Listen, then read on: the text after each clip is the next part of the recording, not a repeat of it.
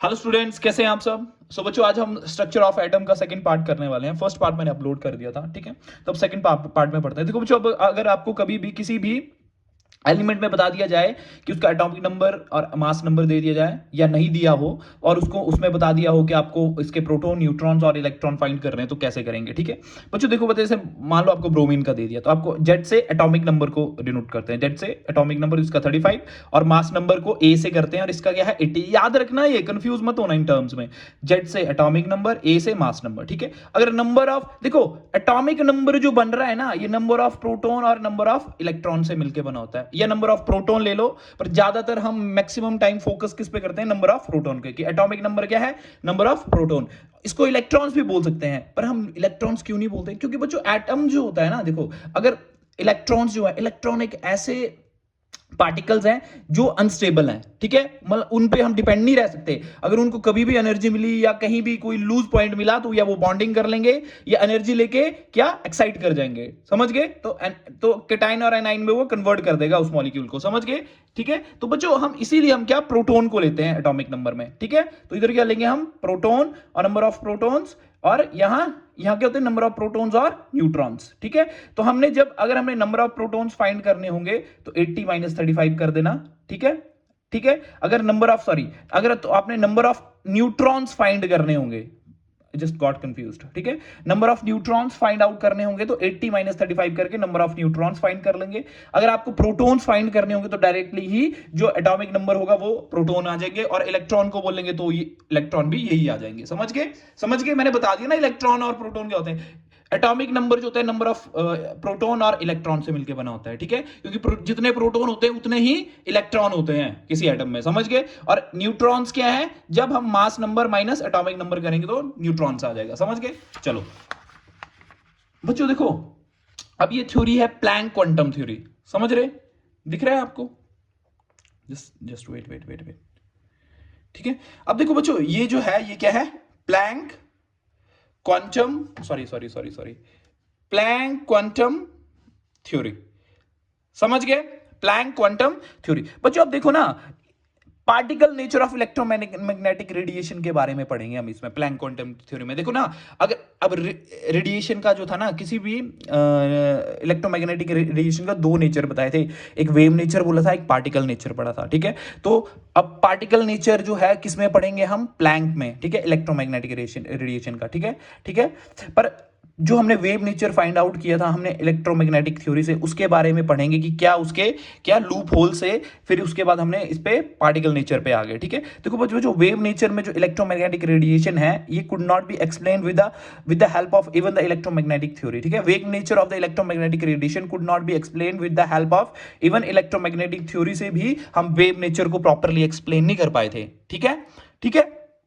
अब बच्चों रीजन क्या थे, the nature of emission of radiation from hot bodies. इनको पता नहीं लग रहा था कि हॉट बॉडीज जो हैं या ब्लैक बॉडी जो हैं वो क्या एमिशन, मतलब रेडिएशन को क्यों एमिट कर रही हैं, समझ गए, समझ गए। और सेकंड ये नहीं था कि ejection of electron from the metal surface when radiation strikes it, ठीक है, कि जब किसी मेटल सरफेस पे हम लाइट डाल रहे थे तो उससे इलेक्ट्रॉन जो थे वो इमिट कैसे हो रहे थे, वो भी ये वेव नेचर वाली जो थ्योरी थी इलेक्ट्रोमैग्नेटिक की, वो हमें बताने में क्या असमर्थ थी, समझ गए। Variation of heat capacity of solid as a function of temperature की वेरिएशन क्यों थी हीट की, समझ गए, सॉलिड्स में, समझ गए, as a function of temperature जब ले रहे थे, ठीक है। तो line spectra of atoms with the special reference of the hydro, देखो जो लाइन स्पेक्ट्रा आएगा अभी मैं आपको बताऊंगा, ठीक है, हाइड्रोजन का, ठीक है। जब इलेक्ट्रॉन एक्साइट करेगा और जब वो नीचे को देखो, जब किसी इलेक्ट्रॉन ने एनर्जी लेगा तो एक्साइट कर जाएगा हायर स्टेट्स में, और हायर स्टेट में एनर्जी ज्यादा होगी उसकी, ठीक है। तो ज्यादा, more the energy less is the stability, समझ गए। तो स्टेबिलिटी कम होगी, तो स्टेबल हर कोई मॉलिक्यूल, मैंने बताया एटम या आयंस क्या स्टेबल होना चाहता है, तो वो क्या नीचे आ जाएगा, ठीक है, डाउन, नीचे वाली क्या एक्साइटेड स्टेट से नीचे वाली स्टेट में आ जाएगा, ठीक है। तो जब वो नीचे वाली स्टेट में आ रहा होगा तो क्या वो एक एनर्जी रिलीज करेगा, ठीक है। उसी टाइम हमें क्या एक स्पेक्ट्रा मिलेगा, समझ गए। तो उसी को ही हाइड्रोजन स्पेक्ट्रा बोला है। चलो उसके बारे में मैं आपको आगे पढ़ाऊंगा, ठीक है। तो प्लैंक क्वांटम थ्योरी क्यों आई, क्यों हमने पार्टिकल नेचर पढ़ना था इलेक्ट्रोमैग्नेटिक रेडिएशन का, क्योंकि वेव नेचर से हम कई चीजें जो थे वो फाइंड आउट नहीं, हम बताने में असमर्थ थे कि ये चीजें क्यों हो रही हैं सारी, ठीक है। इसीलिए हम पार्टिकल नेचर लाए और इसको प्लैंक क्वांटम थ्योरी कहा गया। और ये साइंटिस्ट कौन थे, इसके नाम था प्लैंक था, समझ गए। तो प्लैंक ने क्या बताया कि Planck suggested that atom and molecules could emit or absorb light, absorb energy only in a discrete quantity called quanta, not in a continuous manner or photons। बच्चों इसने बोला कि अगर कोई भी एटम है, मॉलिक्यूल है, एनर्जी जो अब्सॉर्ब कर रहा है तो वो कॉन्टिन्यूस अब्सॉर्ब नहीं कर रहा है, ठीक है। जो एनर्जी या कर रहा है, अब्सॉर्ब आ रहा है, एनर्जी आ रही है, वो एक पैकेट्स में आ रही है, ठीक है, डिसकंटिन्यूअस मैनर में। ऐसे नहीं लाइट बढ़ जा रही, पैकेट्स में आ रही है। उन पैकेट्स को क्या बोला गया? फोटोन्स। मतलब कॉन्टिन्यूअस मैनर में लाइट नहीं आ रही है। बोला क्या है? Atom molecules could not emit और अब्सॉर्ब, मतलब चाहे वो एमिट कर रहा है लाइट या अब्सॉर्ब कर रहा है, पर वो क्या कर रहा है? एनर्जी जो है वो किस में आ रही है? पैकेट्स में। समझ गए? पैकेट्स में आ रही है। अगर मैं बताता हूं आपको, जैसे मैंने ये एग्जांपल आगे लूंगा, इस मेटल सरफेस पे मैंने लाइट डाली, ठीक है, मेटल सरफेस पे मैंने लाइट डाली, तो ये जो लाइट आ रही है ना, इंसिडेंट लाइट, ये कॉन्टिन्यूस मैनर में नहीं आएगी। समझ गए? ये छोटे छोटे पैकेट्स की फॉर्म में आएगी, डिस्क्रीट मतलब डिसकंटिन्यूअस मैनर में आएगी, ठीक है, समझ गए? तो Planck gave the name of quantum to the smallest quantity of energy that can be emitted और absorb in the form of electromagnetic radiation, ठीक है। तो बच्चों इसने क्या बोला कि एनर्जी जो है वो डायरेक्टली प्रोपोर्शनल किसके है? फ्रीक्वेंसी के है, म्यू के, ठीक है, ठीक है, कि कितनी Planck gave the name quantum to the smallest quantity of energy that can be emitted absorb in the form of electromagnetic radiation, ठीक है, कि जितनी भी एनर्जी निकल रही है या अब्सॉर्ब हो रही है वो किसके बराबर होगी? फ्रीक्वेंसी के, कि कितनी फ्रीक्वेंसी से वो लाइट आ रही है या एनर्जी आ रही है, ठीक है। तो E is directly proportional to mu, और म्यू का प्रोपोर्शनैलिटी को कांस्टेंट H कर दिया, जो प्लैंक कांस्टेंट है, ठीक है। और ये तो n नंबर ऑफ n जो लगा दिया मैंने, ये नंबर ऑफ क्या बताएगा? फोटोन्स को बता रहा है, n नंबर ऑफ फोटोन्स को, और म्यू की वैल्यू c अपॉन लैम्डा कर दी। और अगर आपने कोई न्यूमेरिक सॉल्व करने होंगे तो n, और मैंने ये H की वैल्यू और C की वैल्यू से इनटू करके, अगर आपको बोल देंगे कि एनर्जी दी हुई है तो एनर्जी को आप ऐसे फाइंड कर सकते हैं, n इंटू 12400 अपॉन लैम्डा, वो भी एंगस्ट्रॉम में। समझ गए? समझ गए ना बच्चों? चलो अब देखो, ये एक क्वेश्चन था कि 100 watt bulb emits monochromatic light. देखो कोई भी लाइट आ रही है ना, तो मैंने आपको बोला कि कॉन्टिन्यूस मैनर में नहीं आ रही, डिस्क्रीट मैनर में आ रही है, डिसकॉन्टिन्यूस मैनर में आ रही है, और उन्हीं छोटे छोटे पैकेट्स को, मतलब छोटे छोटे पैकेट्स में आ रही है, उनको क्या? फोटोन्स बोला गया, ठीक है। लाइट वेवलेंथ 400 नैनोमीटर है। Calculate the number of photons, n की वैल्यू बोला है। पावर ऑफ बल्ब क्या? 100 वॉट, तो किलो जूल्स में कन्वर्ट किया, 100 किलो जूल सेकंड कर लिया, ठीक है। तो energy of photon E H nu, तो E N H C by lambda, ये आपको पता ही है, ठीक है। तो इससे एन निकालना है हमने, तो ई की वैल्यू नीचे ले जाओ, तो 100 आ गया। आपने ऐसे नहीं करना, पहले 100 इसकी वैल्यू पुट कर दो, 100 एन की, ये 6.626 10⁻⁻⁴ जूल्स पर सेकंड। ये जो है एच की वैल्यू, प्लैंक कांस्टेंट की वैल्यू है, ऑलरेडी गिवन है, आपको मैंने बता दिया पीछे। ये देखो, ये ऑलरेडी, ये याद करनी है, साइंटिस्ट ने ये फाइंड आउट की हुई है, ठीक है, समझ गए? ऑलरेडी गिवन होगी आपको ये, ठीक है, ये आपको याद करके जानी है, ठीक है। और सी क्या है? वेलोसिटी ऑफ लाइट 3 × 10⁻⁻8 मीटर पर सेकंड, और 400 लैम्डा की वैल्यू डाल दी, और नैनोमीटर है तो नैनोमीटर को मीटर में कन्वर्ट करके एन की नंबर ऑफ फोटोन्स आ जाएंगे आपके, सॉल्व करेंगे इस क्वेश्चन को। समझ गए? चलो बच्चों, अब आपने जो फोटो इलेक्ट्रिक इफेक्ट पढ़ा होगा, ठीक है, जैसे आपने पढ़ा अभी कि इसने प्लैंक क्वांटम थ्योरी ने पार्टिकल नेचर के बारे में बताया, इलेक्ट्रोमैग्नेटिक के, समझ गए। और इसने बताया कि जो एनर्जी आ रही है, लाइट आ रही है, वो इन द फॉर्म ऑफ क्या? पैकेट्स में आ रही है, फोटोन्स उनको बोला गया, ठीक है। मतलब नॉट इन कॉन्टिन्यूस मैनर सीधी आएगी, ठीक है। जैसे ये लाइट, इंसिडेंट लाइट स्ट्राइक करेगी तो कॉन्टिन्यूस मैनर में नहीं आएगी, ये पैकेट्स की फॉर्म में होंगे, छोटे छोटे पैकेट्स होंगे, डिसकॉन्टिन्यूस मैनर में, ठीक है। तो फोटो इलेक्ट्रिक इफेक्ट का बता रहा है कि इस मेटल पे जब हम लाइट डालेंगे तो अंदर इस मेटल में इलेक्ट्रॉन होंगे, इस मेटल के जुड़े हुए, ठीक है। तो हम क्या करेंगे? जब ये एनर्जी आएगी और जब ये इलेक्ट्रॉन बॉन्ड को तोड़ देगी, जब और ये इलेक्ट्रॉन बाहर आ जाएगा मेटल के, ठीक है, और एक काइनेटिक एनर्जी कुछ रिलीज हो जाएगी, ठीक। देखो अब ये एनर्जी दी हमने, तो कुछ एनर्जी जो है इस बॉन्ड को तोड़ने में लग गई, क्योंकि मेटल के जो होंगे वो इलेक्ट्रॉन्स जो होंगे वो आपस में जुड़े होंगे, ठीक है। तो एक मेटल के इलेक्ट्रॉन को बाहर निकालने के लिए जो एनर्जी लगी, और उसके बाद जो एनर्जी बच गई, और वो किसमें? काइनेटिक एनर्जी में चेंज हो जाएगी, ठीक है। जो हमने इलेक्ट्रॉन का बॉन्ड तोड़ा ना, उसको हमने फाई से डिनोट कर दिया, मतलब energy given to break electron nucleus attraction force. देखो इलेक्ट्रॉन को कौन पकड़े रखता है? अब देखो ना, मेटल के एटम होंगे, जैसे आयरन है सपोज करो, तो आयरन के छोटे छोटे एटम होंगे, ठीक है। अब आयरन के एटम्स के अंदर क्या होंगे? इलेक्ट्रॉन होंगे घूम रहे, तो हमने उन इलेक्ट्रॉन्स को निकाल के ऊपर लाना है, ठीक है। तो हमने एक एनर्जी दी और इलेक्ट्रॉन बॉन्ड को तोड़ा, ठीक है, जो न्यूक्लियस के साथ अट्रैक्शन थी, ठीक है, ठीक है। न्यूक्लियस के साथ जो थे वो एटम के इलेक्ट्रॉन बंधे थे ना, तो हमने वो इलेक्ट्रॉन तोड़ा और ऊपर ले आया है, और क्या हुआ? हमने उसको एनर्जी दी, ठीक है। हमने जब एनर्जी देंगे तो इलेक्ट्रॉन क्या कर जाएगा? एनर्जी आएगी तो हायर स्टेट में क्या एक्साइट कर जाएगा, तो ये बाहर आ गया, ठीक है। और जो एनर्जी बची वो काइनेटिक एनर्जी की फॉर्म में निकल गई, समझ गए ना?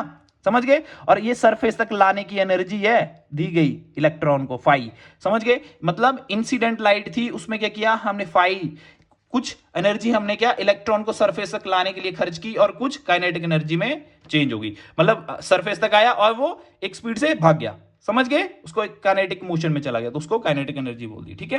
तो EI इंसिडेंट लाइट है ये जो कि EI, और फाई जो है minimum energy to remove an electron, इसको थ्रेशोल्ड फ्रीक्वेंसी भी बोलेंगे हम, ठीक है। थ्रेशोल्ड फ्रीक्वेंसी भी बोल सकते हैं, minimum amount of energy required to क्या एक्साइट द इलेक्ट्रॉन, ठीक है, समझ गए, टू ब्रेक द क्या इलेक्ट्रॉन न्यूक्लियस अट्रैक्शन, ठीक है, समझ गए। तो देखो एच म्यू जो is equal to h mu not plus kinetic energy. H mu क्या है, फ्रीक्वेंसी इंसिडेंट लाइट, ठीक है, और ये h mu not threshold frequency, ठीक है, और म्यू की वैल्यू सी अपॉन लैम्डा करके हमने लैम्डा नॉट और ये भी हम बता सकते हैं एक्सप्रेशन को, समझ गए।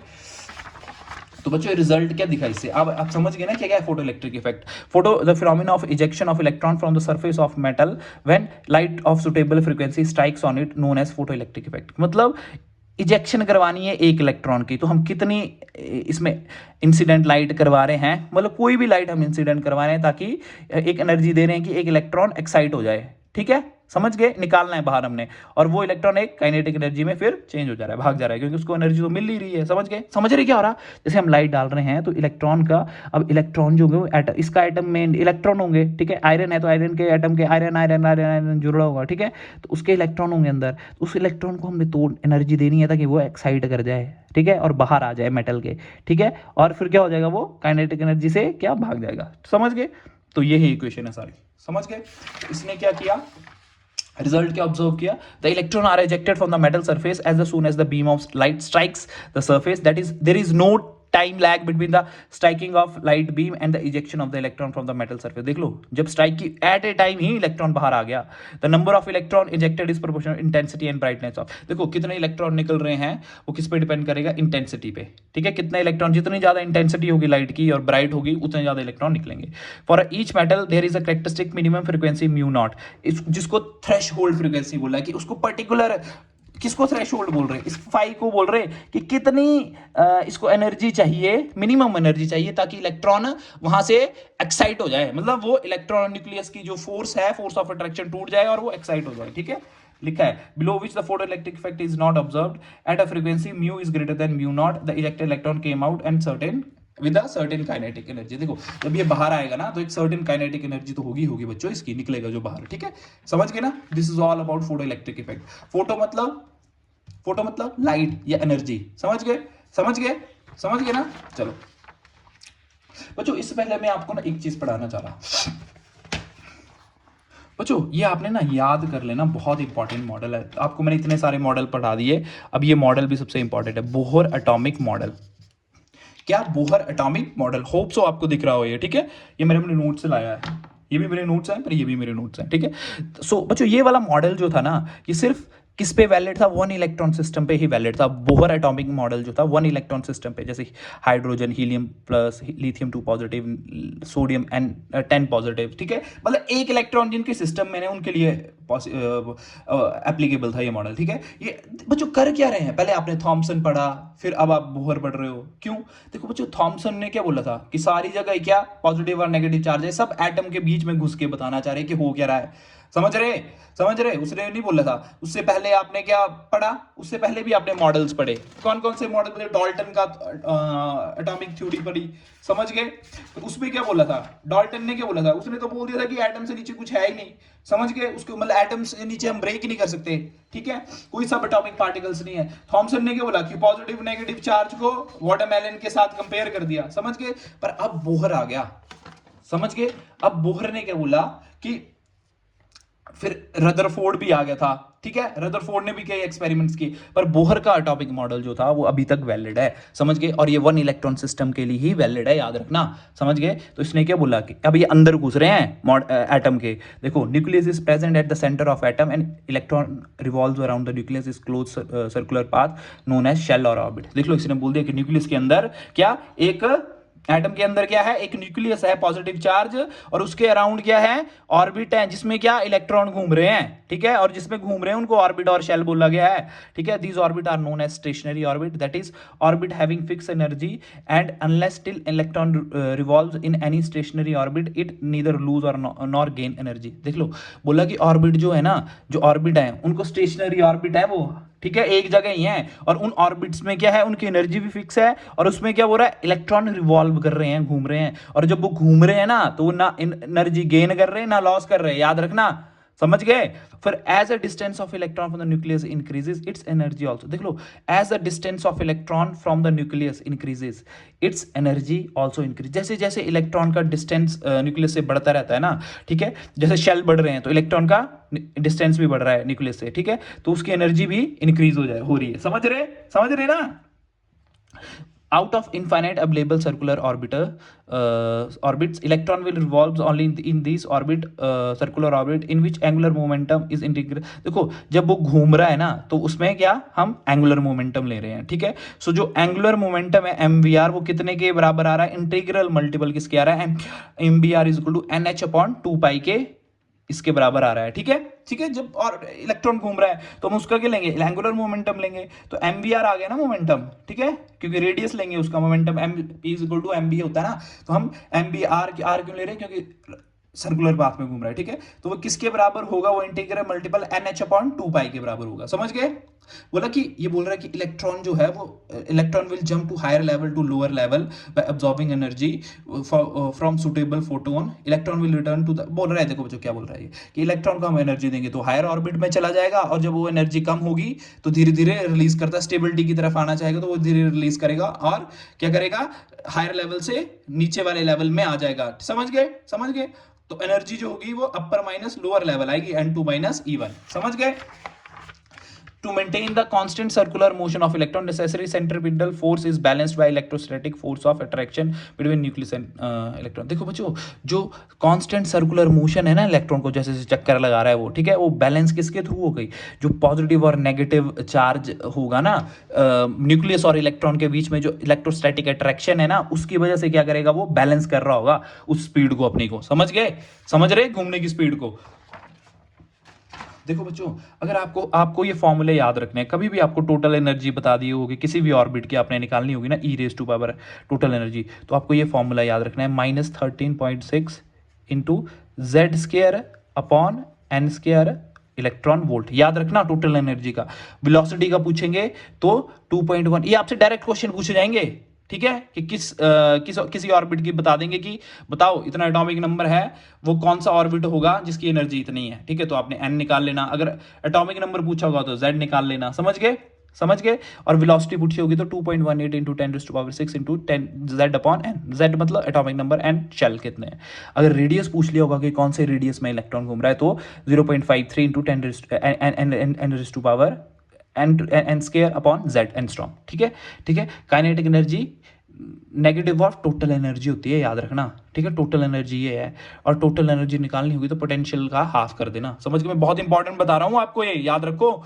ऑर्बिटल एंगुलर मोमेंटम NH/2 से फाइंड आउट करते हैं। अगर आपको बोल दिया ना find angular momentum of orbit, angular momentum of fifth orbit, तो NH/2 मैंने बोला ना, ये NH/2, ठीक है, तो कैसे निकलेगा, तो angular momentum, orbit angular momentum निकालना है हमने फिफ्थ इसका, तो n की वैल्यू 5 आ गई, ठीक है, तो 5h/2 आ गया, ठीक है, ऑर्बिट एंगुलर मोमेंटम NH/2 है, याद रखना, समझ गए।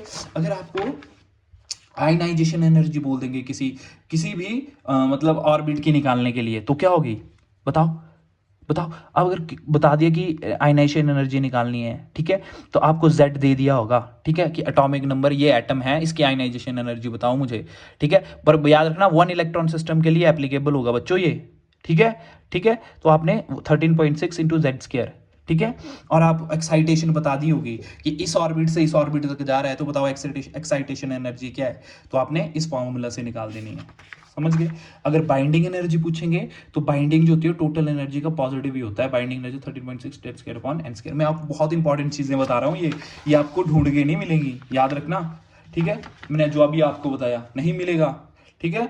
चलो पहले मैं इसको रख लेता हूँ ना, ठीक है, चलो अब देखो एमिशन स्पेक्ट्रा के बारे में पढ़ते हैं। देखो एमिशन मतलब इमिट कर रहा होगा कुछ, ठीक है। The spectra of radiation emitted bye substance. देखो अगर कोई भी सब्सटेंस है या एटम या मॉलिक्यूल या आयंस है कोई भी, अगर वो क्या कर रहा है, the spectrum of radiation emitted by a substance that has absorbed light energy is called an emission spectra. देखो बच्चों कभी भी कोई भी इलेक्ट्रॉन क्या करेगा, मैंने आपको बताया किसी भी एटम का इलेक्ट्रॉन क्या होगा, एनर्जी लेगा, एक्साइट करेगा और एक्साइटेड स्टेट में चला जाएगा। तो एक्साइटेड स्टेट में चला जाएगा तो उसकी एनर्जी ज़्यादा होगी, ठीक है। पर एक कंडीशन है, हर कोई यहाँ पे मैंने केमिस्ट्री में बोला था स्टेबिलिटी के लिए भाग रहा है। तो अब यहाँ स्टेबिलिटी कैसे आएगी, जब हायर स्टेट में होगा तो एनर्जी ज़्यादा, जिसकी एनर्जी ज़्यादा वो हाँ उसकी स्टेबिलिटी कम, तो वो क्या करेगा, उस एनर्जी को क्या कर देगा, रिलीज कर देगा और वो लोअर स्टेट में आ जाएगा, समझ गए। तो जब लोअर स्टेट में आ रहा होगा तो वो क्या करेगा, क्या कह रहा है, that has absorbed energy is called, तो वो एमिट करेगा, ठीक है। तो उस टाइम जो आपको स्पेक्ट्रा दिखेगा ना, उसी को क्या क्या कर दिखेंगे, उसी स्पेक्ट्रा को क्या बोलेंगे हम, emission spectra. The emission spectra energy is supplied to a sample by heating it, और देखो irradiating it and the wavelength of the radiation emitted as the sample gives up the absorbed energy is recorded। देखो ठीक है, किसी भी substance ने या element ने या इलेक्ट्रॉन ने एनर्जी ली तो हाई एक्साइट कर गया, फिर जब नीचे आया नीचे वाली स्टेट में तो उसने क्या एक स्पेक्ट्रम रिलीज किया, एनर्जी रिलीज की, तो हमें उस टाइम स्पेक्ट्रम मिल जाएगा, ठीक है। एब्जॉर्प्शन स्पेक्ट्रम क्या है, an absorption spectrum is just negative of emission spectrum, मतलब उल्टा है इसका, ठीक है। Continuum of radiation is pass through sample, देखो सैंपल के थ्रू हमने रेडिएशन पास की, which absorb radiation of certain, देखो सर्टेन किसी के सैंपल के थ्रू हमने रेडिएशन पास की तो उसने एक सर्टेन रेडिएशन वेवलेंथ की सर्टेन एब्जॉर्ब कर ली, ठीक है। The missing wavelength which correspond to the radiation absorbed by the matter leaves dark space in the bright continuous spectrum, ठीक है। तो वो जो एब्जॉर्ब कर ली होगी तो वो स्पेक्ट्रम दिखेगा ही नहीं हमें, ठीक है। उसी को हमने क्या एब्जॉर्प्शन स्पेक्ट्रम बोल रहा है, ठीक है। देखो बच्चों ये लाइन स्पेक्ट्रम है हाइड्रोजन का, ठीक है। तो इसमें लाइन स्पेक्ट्रम हाइड्रोजन, इसमें से डायरेक्ट क्वेश्चन आता है, when electric current is pass through the discharge tube. देखो अब लाइन स्पेक्ट्रम ऑफ हाइड्रोजन क्यों है, जब क्योंकि मैंने वन एटम के लिए बोहर मॉडल बताया, वन इलेक्ट्रॉन के लिए बोहर मॉडल पढ़ाया ना, तो उसी के बेस पे कि when electric current is pass through discharge tube containing hydrogen gas the H2 molecule dissociate and energetically excited hydrogen atom emits electromagnetic radiation of discrete frequency। मैंने बोला था ना, अब इसके जो इलेक्ट्रॉन हैं वो क्या हो जाएंगे, एक्साइट हो जाएंगे, समझ गए। और मैंने आपको ये करवाया भी था कि H2 के मॉलिक्यूल को डालेंगे वो टूट जाएगा, समझ गए। पर उसमें एटॉमिक हाइड्रोजन लिया था हमने, इसमें H2 के गैस के मॉलिक्यूल लिए हैं जो डिसोशिएट हो जाएंगे और उनके कुछ एटम जो एक्साइट कर जाएंगे, ठीक है। तो देखो बच्चों एक हायर एनर्जी लेवल्स होते हैं, एक लोअर होते हैं, ठीक है। लोअर में जो है जैसे अगर कोई भी हायर एनर्जी से 2 3 4 या 5 एनर्जी लेवल से अगर 1 की तरफ आएगा ना, उसको तो लेमन सीरीज बोलेंगे उसको, ठीक है। और वो कौन सी रेडिएशन लिमिट करेगा, यूवी, ठीक है। जब ऊपर से नीचे आ रहा है 2 3 4 किसी भी हायर स्टेट से आ रहा है और वो किस पे रुक रहा है, 1 पे, ठीक है, तो वो कौन सा इमिट करेगा, यूवी। अगर 3 4 5 से नीचे को आ रहा है कोई किस लोअर स्टेट को 2 में आ रहा है तो उसको हम बाल्मर सीरीज बोलेंगे, ठीक है। और उसमें कौन सी एमिट होगी, रेडिएशन विजिबल। पास्चन सीरीज क्या है, जिसमें हम हायर स्टेट से 4 5 6 से जब कोई इलेक्ट्रॉन या एटम लोअर स्टेट थर्ड में पड़ रहा है तो उसको पास्चन बोलेंगे और ये इंफ्रारेड करेगा, ठीक है। और जब ब्रैकेट लिख दिया सीरीज में तो इसमें क्या जो हायर स्टेट है 5 6 7 से जब कोई इलेक्ट्रॉन या एटम क्या नीचे आएगा किस सीरीज पे, 4 पे, समझ गए। देखो बच्चों हो क्या रहा है, जब इलेक्ट्रॉन एक्साइट हो रहे हैं ना, एनर्जी तो ले रहे हैं, मैंने तभी बोला कि इलेक्ट्रॉन पे हम डिपेंड नहीं कर सकते, इन पे डिपेंड नहीं हो सकते क्योंकि ये बहुत घुमक्कर टाइप के होते हैं इलेक्ट्रॉन, समझ गए, कि कभी भी इनको मौका मिलेगा तो ये चौका बक्का मारेंगे, समझ गए। इसीलिए हम जब भी एटॉमिक नंबर में देखते हैं तो सबसे पहले हम हमेशा प्रोटॉन्स को ही लेते हैं, इसीलिए इलेक्ट्रॉन को नहीं लेते। क्यों, देखो ये एक्साइट हो जा रहे हैं, हायर स्टेट्स में जा रहे हैं, फिर वो अनस्टेबल हो रहे हैं, फिर वो नीचे आ रहे हैं। जब पर्टिकुलर 3/3 लोअर स्टेट में आएंगे तो पास्चन होंगे, 4 में आएंगे तो ब्रैकेट कहलाएंगे और वो रिलीज क्या करेंगे, एनर्जी रिलीज रेडिएशन ये वाली कर रहे हैं। देखो अब 6 7 से आ रहे हायर स्टेट से, पर 5 में पड़ रहा है तो वो पी फंड्स गिने जाएंगे, ठीक है। और वो फार इंफ्रारेड बता रहे, समझ गए। तो इसको मैंने लाल क्या लाल बाल पाल से याद किया था मैंने इसको, ठीक है, लाल बाल पाल, ठीक है। और ब्रैकेट और पी फंड मैंने अपने आप ही याद कर लिए थे, ठीक है, ठीक है। अगर 1 पे आ रहा है कोई इलेक्ट्रॉन एटम एनर्जी इमिट करता हुआ तो वो यूवी कर रहा है और वो लेमन होगा, 2 पे तो बाल्मर, 3 पे पास्चन, ब्रैकेट 4 पे और 5 पे पी फंड, समझ गए। चलो देखो जो डेरिवेशन ऑफ रेडबर्ग इक्वेशन है, देखो energy emitted by electron returns to lower level from higher level. देखो मैंने बोला था एमिट कर रहा है जब लोअर से हायर से, जब लोअर की तरफ आ रहा है तो कुछ ना कुछ एमिट कर रहा है, ठीक है। तो वो उसकी इक्वेशन है रेडबर्ग ने दी थी ये, ठीक है, कि कितनी एनर्जी एमिट कर रहा है। तो delta is equal to n² - E1 और ये क्या इक्वेशन है, ये टोटल एनर्जी की इक्वेशन है ये 13.6 Z square upon N square बताई ना मैंने, पर एन स्क्वायर में मैंने क्या कर दिया है n1 square minus n2 square, मतलब लोअर स्टेट माइनस जो n2 की स्टेट होगी, n1 की और n2 की, समझ गए। तो मैंने E की आपको बताया था HEHC अपॉन लैम्डा, तो 1 बाय लैम्डा करके mu is equal to RH मतलब रेड वर्क कांस्टेंट है ये, ठीक है। 1 by lambda is equal to mu is equal to RH Z square 1 by n square minus 1 by n2 square, समझ गए। ये इक्वेशन है रेडबर्ग की, समझ गए ना। चलो देखो बच्चों, अब dual nature of a matter या डी ब्रोगली हाइपोथेसिस पढ़ने वाले हैं, ठीक है। तो de Broglie propose that matter like radiation should also exhibit dual behaviour, that is particle और वेव, मतलब पार्टिकल भी एग्जिबिट कर रहे और वेव भी, समझ रहे हैं कि जो रेडिएशन है वो पार्टिकल्स की तरह भी matter like radiation should also, बोला propose that matter like radiation should also exhibit dual behaviour, बता रही है कि पार्टिकल की तरह भी बिहेव कर रहे और वेव की तरह। आइंस्टाइन के अकॉर्डिंग इक्वेशन क्या थी एनर्जी की, mc स्क्वायर, प्लैंक के hc upon lambda.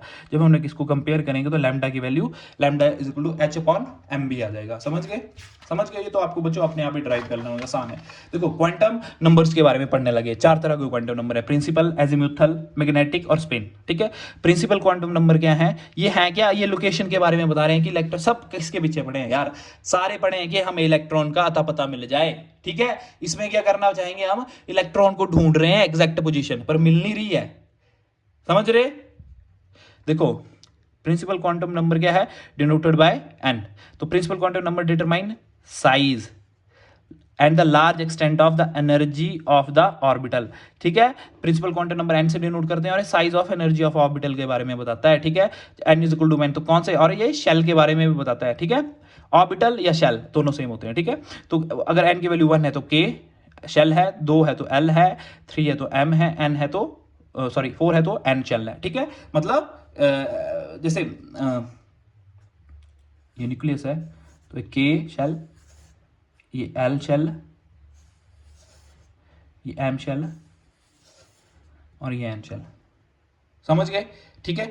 Azimuthal quantum number क्या है, L से डिनोट करते हैं, इसको हम ऑर्बिटल एंगुलर मोमेंटम भी बोलते हैं और सब्सिडियरी क्वांटम नंबर भी बोलते हैं, याद रखना, समझ गए। ये साइज और ऑर्बिटल या शेल्स के बारे में बता रहा था, और ये किसके बारे में, ये सब शेल्स के बारे में बताएगा हमें, ठीक है। It define the 3 dimensional shape of the orbital, ये हमें शेप के बारे में भी बताएगा और tells about the sub shell, ठीक है। मतलब अगर L की वैल्यू 0 आ गई, याद रखो ये बहुत इंपॉर्टेंट है, तो S सब शेल होगा, 1 आ गई तो P, 3 आ गया तो D, 2 आ गया तो D, 3 आ गया तो SPDF, समझ गए। और इसकी वैल्यू जब हमने फाइंड करनी होगी तो 0 किसमें, 0 किसमें n-1 से फाइंड कर सकते हैं। जब n की वैल्यू हम 1 भर रहे तो L की 0 जा रही, मतलब s ऑर्बिटल, n की 2 भर रहे तो क्या आ जा रहा, 1, 0 to 1 आ जा रही है, ठीक है। तो s और p ऑर्बिटल आ जा रहा, समझ गए। 3 कर रहे तो 0 1 2, 3 इधर पुट करो तो 2 ना आ गई ना, मैक्सिमम मिनिमम 0 और मैक्सिमम 2, ठीक है। तो 0 1 2, ठीक है, समझ गए। जब हमने 3 भरेंगे ना तो ये नेगेटिव में भी जाएगा, ठीक है, समझ गए, क्योंकि -m2 + m चलते ही है ये, समझ गए। जब 3 आ जाएगा तो हमारे पास कितने हैं, 5 ऑर्बिटल बन जाएंगे, मैंने आगे बताया हुआ है, ठीक है। ये सब शेल के बारे में भी बताता है। देखो मैग्नेटिक क्वांटम नंबर, ठीक है, ये मैं मैग्नेटिक क्वांटम नंबर के बारे में बता रहा था। मैंने जस्ट आपको क्या बोला कि एजीमुथल L होता है, ये सब शेल के बारे में बताता है, SPDF, ठीक है। और L की वैल्यू कहां डिफर करती है, 0 to n-1, समझ गए। और मैग्नेटिक क्वांटम नंबर जो है ये हमें किसके बारे में इंफॉर्मेशन देता है, ये हमें बताता है कि spatial orientation of the orbital with respect to the standard set of coordinate axis, कि स्पेशियल अरेंजमेंट क्या है, ठीक है। जब n की वैल्यू 1 थी तो L की क्या होगी 0, तो m की हो जाएगी 0, मतलब S क्या है, S, तो S की क्या स्पेशल अरेंजमेंट है, मतलब 0 मतलब S की क्या शेप आ गई, ऐसे सर्कुलर स्फेरिकल शेप आ गई, ठीक है। मतलब इसकी जो ओरिएंटेशन है हर जगह सेम ही रहेगी, ठीक है, कोई चेंज नहीं हुआ ओरिएंटेशन में। जब n की 2 आ गई तो p ऑर्बिटल है, तो इसमें क्या आ गई 1 ना, तो -1 -m2 + m चलती है इसकी वैल्यू, ठीक है। इसमें हम -l2 + l लेते हैं m की वैल्यू, ठीक है। तो जब हमने 1 कर दिया तो -1 0 + 1, देखो m की वैल्यू जो आएगी ना ये -l2 + l तक वेरी करेगी, समझ गए। और ये एल की वैल्यू क्या वेरी करती है, एल की वैल्यू एन पे वेरी कर रही है, एम की वैल्यू एल पे वेरी कर रही, समझ गए। ये इस पे डिपेंड कर रहा है, ये इस पे। अगर एल निकालना होगा हमें तो ये फॉर्मूला लगाना है 0 टू n-1, ठीक है। और एम निकालना है तो -L2 प्लस एल तक, समझ गए ना। इसीलिए मैग्नेटिक को हमने स्पेशल ओरिएंटेशन बोला है। जब इसकी वैल्यू 1 आ गई तो इसमें क्या होगा, इसमें हम इसकी -M2 प्लस एम जा रही है, -M2 प्लस एम, ठीक है। तो -12 प्लस 1 आएगी तो 0 भी आएगा, -1 0 1। तो 3 p ऑर्बिटल्स की देखो 3 ओरिएंटेशन है ऑर्बिटल्स की, ये और ये, मतलब ये x, इसको x मान लो, x एक्सिस पे, y पे और z एक्सिस पे, समझ गए। जब इसकी वैल्यू 3 ले रहे हैं ना तो L की वैल्यू क्या आ रही, 0 टू n-1। बताओ कितनी वैल्यू आएगी, बताओ। 0 टू, जब 3 भरेंगे तो 0 टू 2, 0 टू जब 3 भरी तो 2 आ गई इसकी L की वैल्यू, समझ गए। तो क्या 2 पे क्या आता है, 0 1 2 3, मैंने बताया है क्या होता है, D sp d ऑर्बिटल, समझ गए। तो D की वैल्यू अब देखो क्या, M जो है -L2 प्लस L, मतलब -2 2 +2 करेगी तो इसमें 5 ऑर्बिटल आ जाएंगे, dxy dyz dzx dx² -y dz², समझ गए। कहां तक वेरी कर रही, समझ गए ना।